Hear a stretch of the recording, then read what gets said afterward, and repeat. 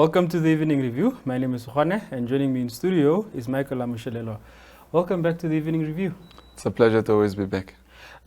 You visited the unoccupied mess houses in Ochomise, and your social media posts point to houses that were damaged. Just let us into the chronology of where it all started. Man, it started with one individual who sent me a post of those houses to say, Amushelelo, we are renting, we are living in shacks, but there are these vacant houses, and these houses has been here for a long while. And then I went to obviously go look at the houses myself, and then I found that the houses are actually vacant. And then I did a bit of homework, and then I realized that these are the very same houses that were built during the time of former President Hifikepunye Pohamba, what was famously known as the mass housing. So I then took it upon myself to say that we must be able to somehow sensitize government to say that there's something wrong with people living in shacks. Every day we read about families being burned down in shacks.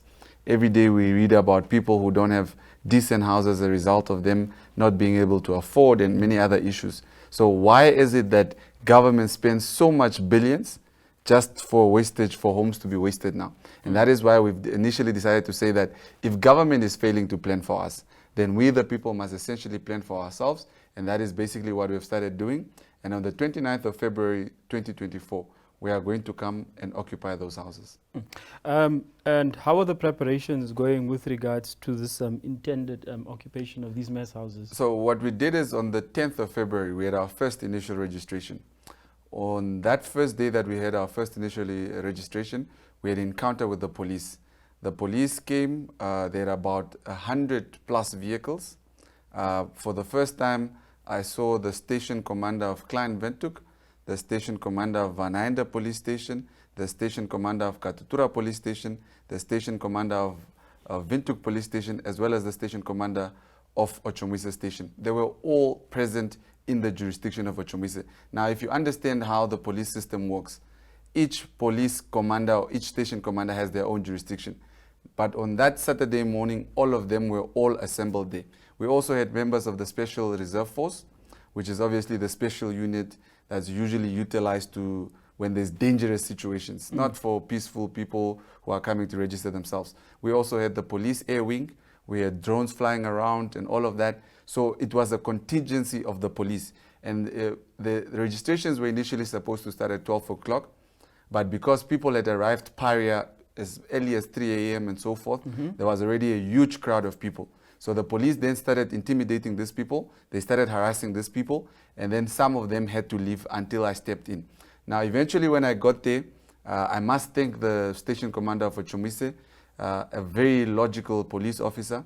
Unlike other police officers who usually like to use force as a means to negotiate with people, he said, let us go sit down. Let us see what is the matter here. What are these people doing here? And let us see how we'll be able to resolve this situation.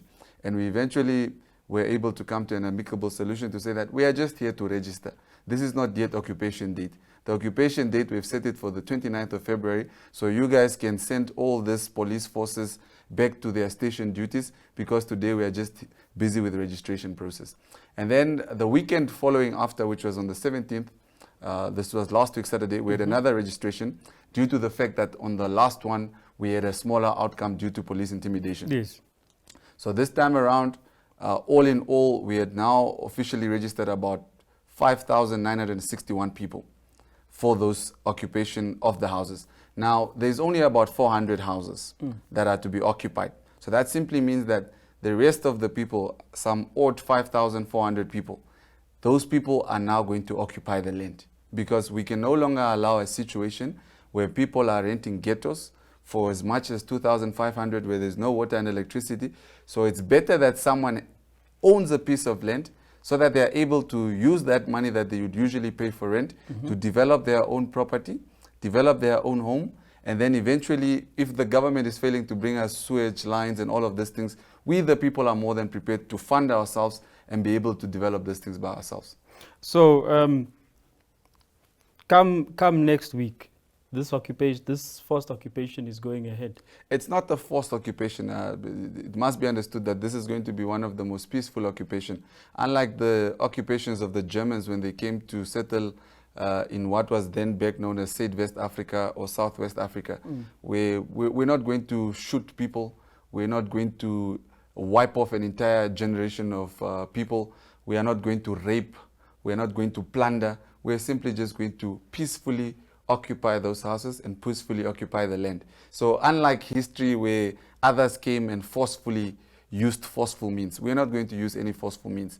So it must be understood to say that on the 29th of February 2024, it's going to be one of the most peaceful occupations that has never been seen in history. In fact, I should be able to alert the public of a recent development. Yesterday, we were served court papers by a company called Kalkurumba Planning and Design Pty Limited. I looked it up. It's owned by Titus Nakumba. I think is one of the tenderpreneurs who also got a chunk of the houses to build these mess houses, as well as the Minister of Rural Development and Urban Development. They are both taking us to court. This is now Erastus Utoni and the so-called developer who's currently holding the houses hostage. Now they are taking us to court so that they can seek an interdict to prevent us from occupying those houses. Because right now, there is nothing in law that prevents us from occupying those houses. And that is why they've now taken a decision to take us to court so that there can be an interdict to prevent us from occupying those houses. But what we have done today is that we have gathered our messes. If you go to the High Court of Windhoek now, you will go find hundreds of people queuing up who are filing their notice to defend this particular motion brought by these two, because what these guys did, they did a very claustrophobic blunder. What they did is, so they cited the respondents as first respondent is Namibia Economic Freedom Fighters, the second respondent is myself in my own capacity, and then all the people that have been registered, and the third or the fourth respondent becomes the Municipal Council of the Windhoek. Now, obviously, we have not seen the municipality of Windhoek filing any motions opposing this two, because obviously these things fall within the municipality of Windhoek, so they seem not to want to oppose the application brought by this to interdict us. But what we're busy right now is making sure that each of the respondents we have registered files so that we can, number one, give a notice to the court that we want to defend our action, and number two, we are seeking legal representation because we are all laymen. We don't understand the law. We just see a bunch of papers served on us, and that's why Article 12 says that each person would be entitled to legal representation, and that's basically what we're exercising. And then I'm aware that you previously wrote to the office of the President, President Nangolo Mbumba, Yes. Asking him to address this very issue. Was that letter responded to, and if so, in what manner? No. The letter that we've written is we've written to Erastus Utoni Nuyoma, because he's the minister in charge of those houses. We've written to him to say that by the 28th of February, we would like to meet government and be able to dialogue with government in order for us to see how we can resolve this particular land and housing crisis. Now, failure for government to revert to us back by the 28th means that we, the people, will have no option but to go and occupy those houses. The letter that we've written to the president, our current president, Nangolo Mbumba, whether now some say he's acting, whether there's sentiments to say that he's not the legitimate president or whatever, in the absence of anyone taking him to court and challenging whether his constitutionality is correct or not, we have now addressed a letter to him asking him, in terms of the Public Holidays Proclamation Act of 1990, to declare the 29th of February a public holiday, so that a lot of people, because a lot of people who have registered, most of them are police officers, most of them are soldiers, most of them are domestic workers, security guards, and all these people in the low end who have not been able to get houses. So we want that day to be declared a public holiday so that our people can have enough time to survey the area that they want, perhaps put up a small shack or whatsoever, or perhaps get a cousin to come and assist them. So we want that day to be a public holiday so that our people can, without having to put in leaves and all of these things, just go and occupy the houses and the land in a peaceful manner. And that's why we've written to him. So that letter, we dropped it off on Tuesday, if I'm not mistaken. Tuesday was the 20th. So obviously, I'm sure right now his hands are tight with the preparations of the funeral of the late president.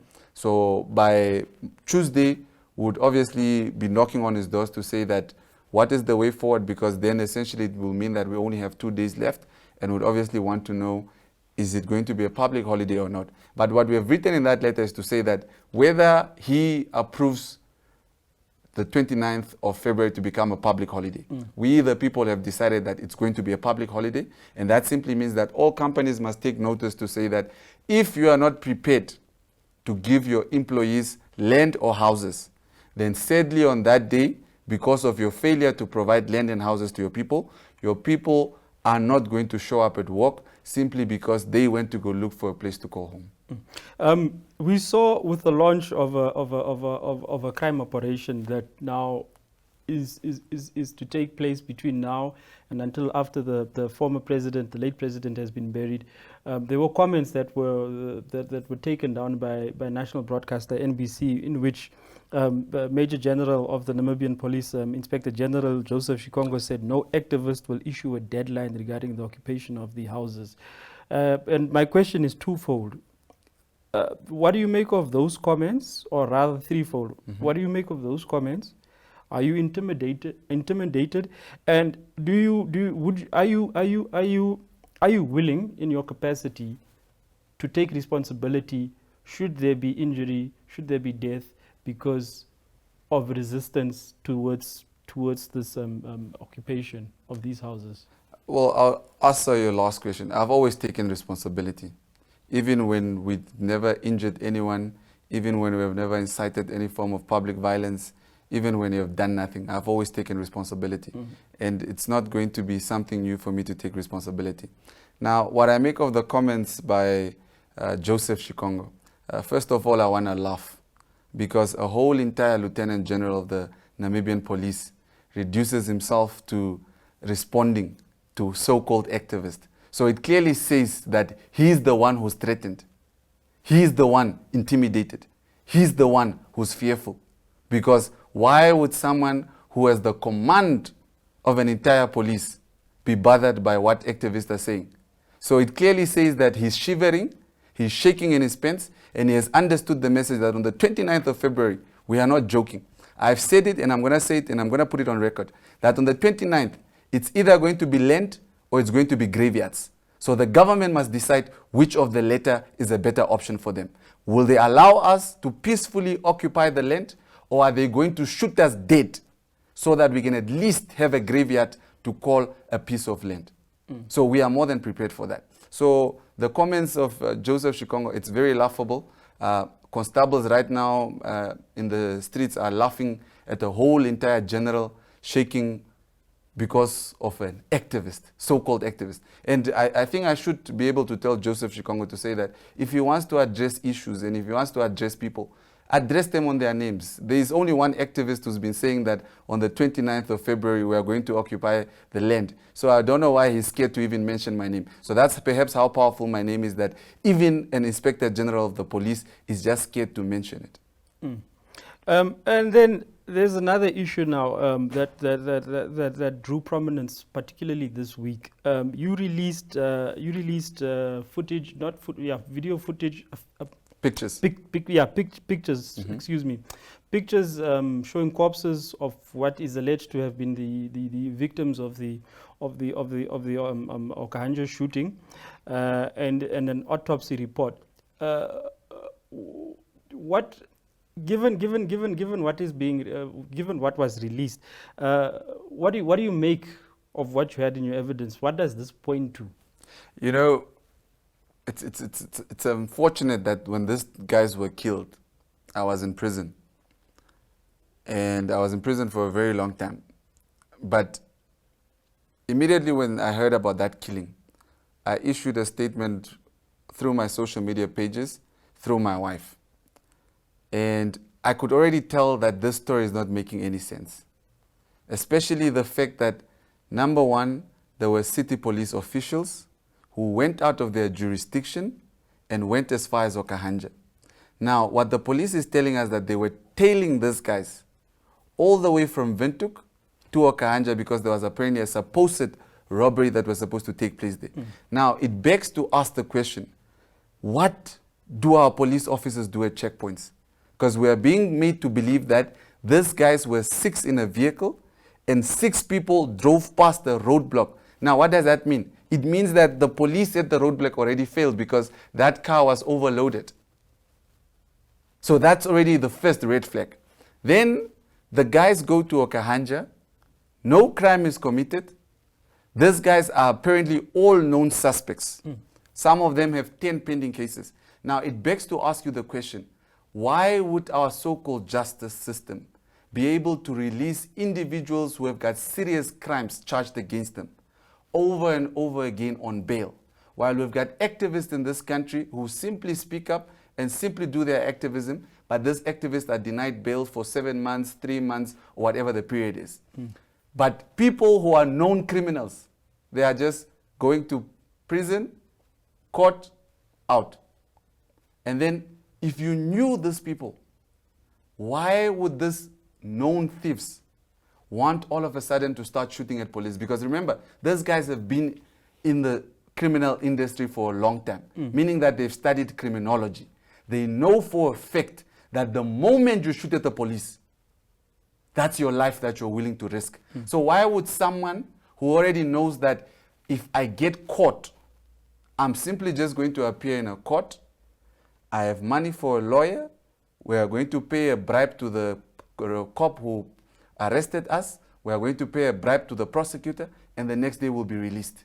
Why would these guys all of a sudden want to open fire at the police? Now, what is funny is the police themselves report to say that there were no weapons found in this guy's vehicle. It was only air guns. So you want to tell me a serious crime officer who on a daily basis deals with firearms, who is supposed to understand the sound of a firearm, is unable to tell the difference between an air gun and a real gun? That already is a red flag. Now, what's funny is that this whole time, we've been told by the police to say that these guys were killed in the vehicle. But if you look at some of the autopsy reports, some of these guys have bullet wounds in their butt. Now, if I'm seated the way I'm seated right now, how is it possible for someone to shoot a rifle from underneath the car? Was this that Angelina movie where those guys, you know, that gun that you shoot the bullet like this and then the bullet goes shoo. A bullet, once you hit it, it just goes straight. So immediately, once I started speaking about these things, a lot of people who were silent and were privileged to a lot of information started coming out and saying that this is actually what happened. And the conspiracy theory or the allegations that are out there is to say that Ims Mulunga, who is the former or suspended managing director of NAMCO, was the one who hired 2 of these guys to put drugs in the car of Jennifer Komali. Because up until today, we have no idea who were the people who planted drugs in the car of Jennifer Komali, where did those drugs come from, and all of that. Now, these 2 boys were hired by the police because the drugs that were in Komali's vehicle were drugs that came from... Now? These are the 2 boys, Akawa and what's the other one? I've forgotten their names. It's Akawa and the other one. They were the 2 who went to go plant those drugs in that particular vehicle. Now, they were promised an amount of 700,000. 400,000 was the upfront payment. Now, obviously, after the job was done, the guys wanted their 300,000. And then they kept asking to say, Chief, we want our 300,000. And then, obviously, as a result of this boys threatening to expose, that's when then the order was given to basically kill these boys. Now, the other 3 guys, it was just an unfortunate thing because the police then planned their own robbery in Okahandja and then gave it to these guys to say, guys, go do a robbery, because this is what usually happens. Because that's why, ask yourself, why all the major robberies in this country, we never get convictions? It's because the police in the serious crime are working together with these known suspects. And that's why dockets are forever disappearing. And that's why there is never a conviction in court, because the evidence is either inadequate due to the fact that the police themselves are the ones who benefit from this particular crimes. So this was an assassination, this was a hit, and the Namibian police from the top chiefs are covering this thing up. And that's why when General Elias Mutota issued that statement, he knew for a fact that he was lying, he knew for a fact that he was covering it up, and he knew for a fact that the police was not telling us the complete truth. Why is it that up until today, the media have never seen the pictures of that particular vehicle that those boys were shot in? Why have we not seen the vehicle of the police that was apparently shot at? Why all this information is still lingering? Now, what's funny is that once you open an investigation against police officers, those police officers cannot be promoted. These police officers who killed these boys, as a reward from their generals, they all got promotions. So this is the type of police force that we are now currently having. This is a kleptocracy. This is now a mafia organization, because clearly the reason why Shikongo is unable to exercise his power the same way he wants to exercise his power on the 29th is because he's got dirty hands. He's got blood on his hands. Remember his accident. There are certain people covering up for him. Now those people are basically telling him to say that if you dare and arrest these boys, we will also expose war crimes that you have committed in the 22nd of December, the 30th. And that is why Shikongo is in a quagmire, and that is why now he wants to divert his attention from the truth, and is here busy threatening activists to say that on the 29th he's apparently going to make sure that law and order is maintained. How can law and order be maintained by criminals who are in uniforms? That's my question. These reports, autopsy report and these pictures were leaked to you. Are you in any way, do you in any way feel scared, or are you worried for the person or for the people who leaked these documents to you? I'm definitely worried, because these people are just ordinary people. Because tomorrow we'll just hear this guy was apparently walking in a riverbed and he got mugged and he got killed. Now, the only difference with me, and the only reason why they are not yet able to eliminate me, is because there's too much media spotlight on me. And that's why right now intelligence has given us a report to say that the initial intention was to kill me, but because they now see that there's too much media spotlight on this, their only other option is to arrest me and then obviously charge me on bogus charges and then keep me in prison for a very long time. So I'm not afraid to go to prison. I'm not afraid to die. But the truth is something that is very stubborn. No matter how you try to bury it, no matter how far you throw that key, eventually it's going to be found and justice is going to prevail. So to the likes of Shikongo, and I now need to look in the camera and tell him directly to say that you do not scare me and you are not going to kill anyone else in this country. We are going to make sure of that, because it seems to me that the Namibian police have become rogue and we cannot be trusted, because we are being led by criminals, and the real criminals are now wearing uniforms and they are no longer on the streets. Thank you very much for joining us on the Evening Review. It's a pleasure always. And that concludes this episode. Have yourself a pleasant evening.